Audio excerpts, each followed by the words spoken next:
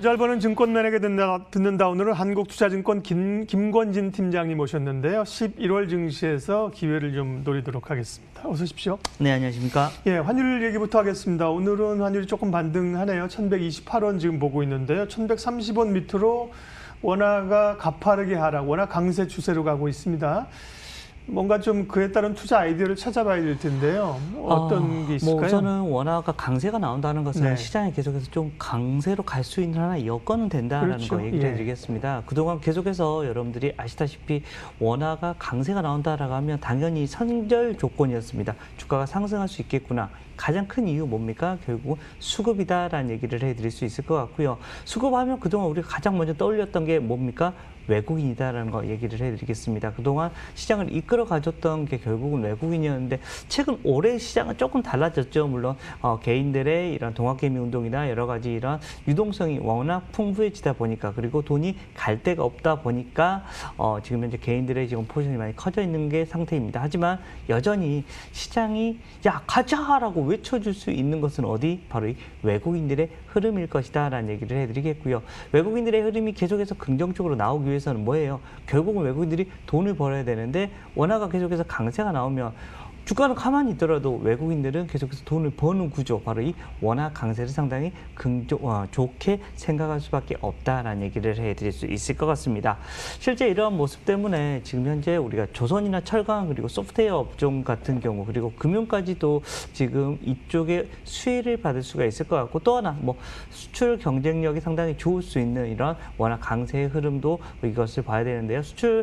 우리나라가 수출을 많이 하니까 야 원화 강세 나오면 안 좋은 거 아니야? 라고 얘기를 하는데 실제적으로 우리 원화 가격은 결국은 우리 돈의 값이다라고 생각을 하셔야 될 것 같습니다. 즉 우리의 원화 가격이 올라간다는 것은 결국은 우리나라의 이런 경제력이 조금씩 좋아질 수 있다라는 것을 다시 한번 방증하는 거다라는 얘기를 해드리겠고요. 이러한 이슈들 때문에 뭐 이제 종목별로는 이런 조선이나 철강 그리고 소프트웨어 같은 그리고 금융 정도까지가 여기에 수혜를 입을 수 있다라는 얘기 드리도록 하겠습니다. 예.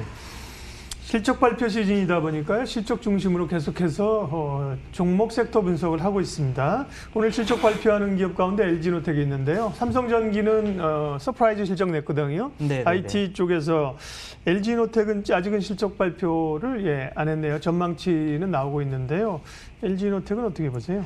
자, 우선은 뭐 LG노텍은 가장 먼저 여러분들이 떠올리는 데 어디입니까? 바로 이 애플이다라는 거 얘기를 해드리겠고요. 애플의 주가가 흐름이 어떻게 되느냐에 따라서 LG노텍의 주가도 상당히 위로 올라갔다 내려갔다를 계속해서 반복해주는 이런 경험이 나타나고 있다는 거 안내를 해드리겠습니다. 실제적으로 뭐 주력 기품 사장님이 바뀌시면서 지금 현재 5년 내에 지금 현재의 매출과 영업이익 단보다 더블 이상으로 한번 키워보겠다라는 이런 포부가 나왔고요. 실제 올해 이게 한 단계 위로 올라갈 수 있는 모습이 오늘도 나타나 줄 수 있을 것 같다라는 얘기를 해드리겠습니다. 실제로 뭐 그동안 조금 여러 가지 사업이 있었었는데 이제 없애고 있습니다. 야 이거 우리 주력 아니니까 없애자 하고 우리 주력 바로 이 통신용 반도체 기판 그리고 카메라 모듈 사업에 좀 집중을 해보자라는 게 지금 현재 시장에서 잘 먹히고 있는 모습이고요. 이러한 이슈들 때문에 주가도 지금 현재 긍정적으로 조금씩 바뀌어질 수 있지 않을까라는 얘기를 해드리겠습니다. 결국은 숫자가 잘 나와야지만 주가의 흐름은 더 긍정적으로 갈 수밖에 없다라는 얘기를 해드리겠고요. 오늘도 주가에 대한 흐름은 좀 긍정적으로 보여지고 있고요. 20년 연간으로 역대 최고 실적 아마 기록할 것 같고 이게 내년에도 좀 긍정적으로 갈 것이다. 그리고 애플의 지금 현재 판매량이나 이런 게 좀 정체된 게 아니야? 추가적으로 늘어날 수 있어? 라고 얘기를 하는데 삼성폰은 이미 이런 폴더블 폰이나 이런 하드웨어가 조금 바뀌는 폰이 나왔죠. 근데 애플 같은 경우는 이번 게 이런 하드웨어가 조금씩 바뀌는 모습입니다. 즉 사람들이 많이 기대를 하고 있는 이런 작품들이 많이 있다라는 거. 그리고 예전에는 좀 무조건 작은 폰만 이렇게 애플 쪽에서 좀 고집을 하다가 이제는 좀 대형 폰도 지금 현재 나타나면서 사람들의 좀 구미를 많이 당기는 모습이 나타나고 있다라는 거. 이렇게 되면 당연스럽게 LG노텍의 매출은 한 단계 더 레벨업이 될 수 있는 모습이 나타날 수 있을 것이다라는 얘기 드리겠습니다. 네, LG노텍 얘기하셨고요. 아모레퍼시픽도 실적 발표하는데요. 화장품 얘기 좀 할까요? 전반적으로는 부진한 가운데 이제 LG 생활건강 같은 경우는 또 다른 사업 구조로 인해서 두각을 나타내고 있습니다. 아모레퍼시픽을 포함한 화장품 섹터 전략 좀 알려주세요. 아, 네. 화장품이 한참 좋았을 때가 우리가 중국이 드디어 사람들이 화장을 하기 시작한대라는 생각을 네. 하면서 사람들이 합니다. 아, 근데 여전히 별로 안 하나라는 생각을 하는데 우리가 하고는 있는 것 같습니다. 조금씩 늘어나고는 있는데 우리의 기대치가 예전에 이렇게 우와 뻥 터질 거라고 생각을 했었는데 지금은 그냥 조금씩 늘어나는 이런 추세고요. 실제 우리가 좀 뭐가 꺾여버렸었잖아요. 바로 이 사드 문제 때문에 우리 중국과의 이런 관계가 좀 경색된 국면으로 돌아섰었다. 하지만 지금은 조금씩 좋아지고 있죠. 실제 코로나19만 아니면 아마 시진핑 주석이 올해 안에 한 번 정도는 방한을 해줄 수도 있었을 건데라는 이런 생각을 해봅니다. 조금 안타깝다라는 얘기를 해드릴 수 있는데요. 어찌됐든 숫자 같은 경우는 지금 현재 워낙 기대가 많았었죠. 그 화장품주의 대장이라고 여겼었던 아모레퍼시픽이었는데 매출이나 영업 쪽이 조금 성장성이 지금 현재 꺾이고 있는 상황이다라는 겁니다. 조금 LG생활건강하고 좀 다르게 계속 제가 LG생활건강을 훨씬 더 좋게 얘기를 많이 해드렸었는데 실제 그렇게 진행이 되고 있는 상황이다라는 거 얘기해드리겠고요. 아모레퍼시픽 같은 경우는 연간 실적 추정치도 조금 하향 추세가 지금 현재 애널리스트들 보고서들을 보면 조금 나타나고 있다라고 얘기해드리겠습니다. 하지만 어느 정도의 이런 흐름은 좀 잘 받쳐줄 수 있는 게 뭐냐면 바로 면세 채널이 조금씩 점진적으로 회복이 되고 있다는 점. 최근에는 우리가 여행 가야지 면세 채널을 많이 이용을 할 수가 있잖아요. 근데 요즘에 그냥 하늘에 떴다가 출발 인천공항, 도착 인천공항 이런 것만 하더라도 우리가 면세 채널을 이용할 수 있는 이런 여행의 갈증을 조금씩 풀어주고 있다는 거. 이것은 면세 채널이 조금씩 회복을 시킬 수 있을 것이다라는 거. 즉 완전히 바닥은 잡은 것 같다라고 얘기를 하실 수 있고요. 중국 같은 경우는 이미 어떻게 보면 코로나19야 우리는 거의 종식됐어라고 얘기를 할 정도로 지금 현재 이런 행사나 이런 게 다채롭게 일어나고 있습니다. 이러면서 하반기에 이런 관군 제휴가 즉 하반기 11, 12가 뭐죠? 바로 이 소비 시즌이 많이 들어온다라는 거. 여러분들 다시 한번 기억해 주시면 소비 시즌이 이렇게 들어오면 어떻게 된다? 좀 더 긍정적인 이슈들이 좀 더 많이 나타날 수 있다라는 이런 긍정적인 요인들도 있다. 하지만 전체적인 것은 조금씩 좀 꺾이고 있는 부분 그리고 중국 쪽 얘기가 나와야지만 아모레퍼시픽은 다시 한번 우상향 추세로 돌릴 수 있지 않을까라는 얘기 드리도록 하겠습니다. 네. 그러면 화장품도 다양한 섹터가 있으니까 원료 화장품도 있고 그런 쪽 보시는 분은 그렇고요. 화장품 업체 탑 티어 가운데는 그러면 아모레퍼시픽과 LG생활건강 두 개 가운데 저는 LG생활건강 계속 얘기를 해드리고 있습니다. 여전히 낫다? 그게 좀 더 나은 이런 방향성이 나오지 않을까라는 얘기 해드리도록 하겠습니다. 아모레퍼시픽이 갭을 메울 것이냐, 그 주가의 차이를 메울 것이냐 얘기했지만 시간이 좀 걸릴 수 있다. 네. 미국 반도체 기업 AMD가 경쟁업체인 자일링스를 인수하기로 합의를 했군요. 어떻게 되는 거예요? 이게 그러면 국내 반도체 시장에 미치는 영향 좀 분석해 주세요. 우선은 그렇습니다. 자일링스를 인수한다는 것은 우선은 바로 이 데이터 센터에 대한 이런 얘기가 계속해서 나와야 됩니다. 데이터 센터에 들어가는 칩 일을 이렇게 하는 데를 좀 더 활성화시키겠다라는 얘기고요. 실제 삼성전자와 하이닉스 같은 경우는 여기 반도체 칩을 많이 넣는데 여기에 대한 이런 것은 조금 다른 이런 상황이 될 수 있을 것 같고요. 우리나라의 기업들보다는 다른 타사하고 조금 더 영향이 있지 않을까라는 얘기 해드리겠고요.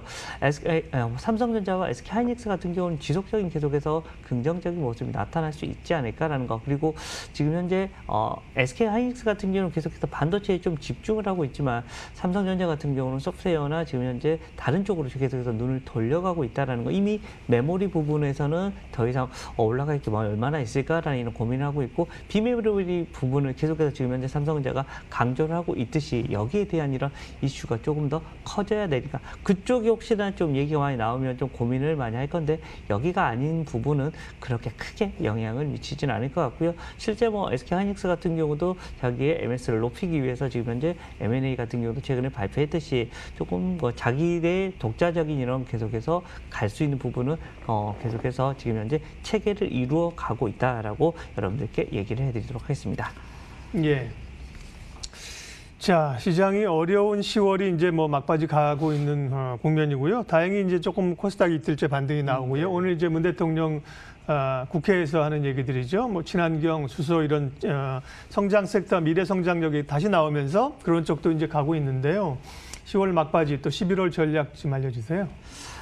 우선은 이제 배당에 대한 이런 얘기가 조금씩 흘러나오고 네. 있습니다. 대표적으로 뭐 KT 같은 경우도 연에 한 1,100원 정도씩 무조건 준다라는 거. 지금 현재 2만 원대 초반에 뒤가 지금 현재 주가가 흘러가고 있으니까 배당 쪽으로도 참 상당히 매력적이겠다라는 생각을 하실 수 있을 것 같고요. 지금 현재 뭐 문 대통령님께서 계속해서 얘기하고 있는 경제 활성화에 대한 얘기가 계속해서 흘러나올 수 있을 거다. 하지만 지금 전체적으로 올해의 지금 현재 흐름을 쫓아가고 있었던 건 어디였습니까? 결국은 유동성이었다라는 겁니다. 그동안 개인들의 유동성, 돈이 어디로 가야 돼? 분명히 돈이 많이 넘치고 있습니다. 지금 최근에 전 세계 증시가 조금 지금 쿨컥 지금 현재 좀 출렁출렁해지고 있는 모습 가장 큰 이유 뭐예요? 지금 미국에서 추가 부양책이 나와야 되는데 나오지 않고 있다 보니까 거기에 대한 이런 고민을 많이 하고 있는 게 사실입니다. 하지만 이것은 미래로 가면 분명히 뭐가 된다? 아마도 해결이 될 이슈이긴 하다라는 얘기를 해드리는데요. 뭐 불확실성이 조금씩 해소되는 게 언제겠죠? 결국은 다음 달 3일 이후가 아마 될 것이다라는 거 얘기를 해드리겠습니다. 미국 대선에 대한 이런 분기점으로 인해서 주가에 대한 흐름이 좀 긍정적인 모습이 나올 수 있다는 거 안내해드리겠고요. 또 하나 바로 지금 현재 트럼프 대통령뿐만 아니라 지금 현재 뭐가 얘기가 많이 나오고 있냐면 결국은 이런 재정 부양책에 대한 얘기 그리고 끝나고 나면 부양책이 엄청나게 많이 쏟아질 수 있을 겁니다. 분명히 민주당에서도 야 우리가 됐으니까 이렇게 많이 쏟아질 수 있어라는 이런 이야기를 계속해서 할 수 있을 것이다라는 거 얘기를 해드리겠고요. 또 하나의 얘기가 또 뭐 있냐면 결국은 우리나라의 대주주 요건입니다. 이게 어떻게 보면 정례화가 되어 있는 것 같아요. 작년에도 그랬고 재작년에도 그랬고 야 대주주 과세 뭐 양도 과세를 먹일 거야라고 이런 얘기가 나오면서 그리고 이번에는 3억으로 낮춘다라는 거 물론 아직까지 2달이 남았기 때문에 마지막에 이런 당정청에서 어떤 식으로 조금 변동이 있을 수는 있을 겁니다. 근데 지금 현재까지는 어떻게 되고 있다? 계속 3억을 유지하고 있다는 거 뭐 개인별 과세로 좀 바뀌었긴 했지만 어찌됐든 거기에 대한 이슈가 지금 현재는 존재하는 상황이다라는 얘기를 해드릴 수 있을 것 같고요. 사람들 뭐 개인 대주주 3억에 대한 얘기 너무 작은 거 아닌가라는 얘기가 나오면서 계속해서 좀 매물이 계속해서 지금 현재 나타나고 있습니다. 즉 지금 현재는 방망이를 좀 작게 잡고 여러분들이 코스닥 같은 경우도 좀 대응을 해주시면 좋을 것 같고요. 만약에 PC를 하고 싶으시면 뭐 배당주 그리고 코스피 관련된 이런 종목 쪽으로 좀 많이 얘기를 해드리겠고요. 지금 또 어떤 시즌이에요? 지금 현재 실적 발표 시즌이다라는 거 다시 한번 인식을 시켜드릴 수 있을 것 같습니다. 실적 발표 시즌에는 여러분들이 지금 어디가 실적이 잘 나오고 있는 것을 확인하셔야 될 것 같고요. 실적 발표 지금 현재 어디 바로 이 언택트 관련된 이런 종목들 여러분들이 계속해서 관심을 가져주시면 좋을 것 같습니다. 언택트 관련된 종목들은 어쩔 수 없이 실적이 잘 나올 수밖에 없습니다. 실제 뭐 스튜디오 드래곤이나 뭐 제이컨텐트리 같은 경우도 마찬가지로 계속해서 실적이 잘 나오고 또 PG 업체들 상당히 긍정적 NHN 한국사이버결제나 뭐 KG인시스 같은 이런 좋은 종목들이 많이 있다라는 거 얘기를 해드리도록 하겠고요. 언택트 관련된 주식들은 뭐 당분간 우리나라는 그나마 지금 현재 1단계로 내려오면서 뭐 소규모 계속해서 나타나고는 있지만 그래도 좀 안정적으로 진행이 되지만 전 세계는 지금 현재 날이면 날마다 야 이거 역사상 최대 1일 확진자가 계속해서 최대로 발생되고 있다는 점 여러분들 조금 다시 한번 인식시켜 드릴 필요가 있을 것 같다라는 얘기 드리겠습니다. 예. 근데 시장의 축 자체는 사실은 코스닥에서 코스피 대형주, 성장주에서 가치주 중심인데 또 관심은 실적 나오는 건 언택이다. 그 부분이 사실 좀 어떻게 스탠스 잡아야 될지 어려워요. 우선은 돈이 좀 풀리면 다시 한번 이제 경기 민감주들이 움직일 수 있을 것 같습니다. 하지만 지금 현재 상태는 어떻게 보면 조금은 경기 민감주가 바로 움직이기에는 조금 어려울 것 같다라는 생각이 들어서 지금 당장 나 내일부터 투자해야 돼라고 하면 언택트 쪽으로 가시는 게 맞을 것 같고요. 아니야 나는 좀 중장기적으로 갈 것 같아라고 하면 바로 여러분들이 경기 민감주 쪽을 여러분들이 생각을 하시면 좋을 것 같다라고 생각해 드리도록 하겠습니다. 돈 잘 버는 증권맨에게 듣는다. 오늘은 한국투자증권 김권진 팀장님 함께했습니다. 고맙습니다. 네, 감사합니다.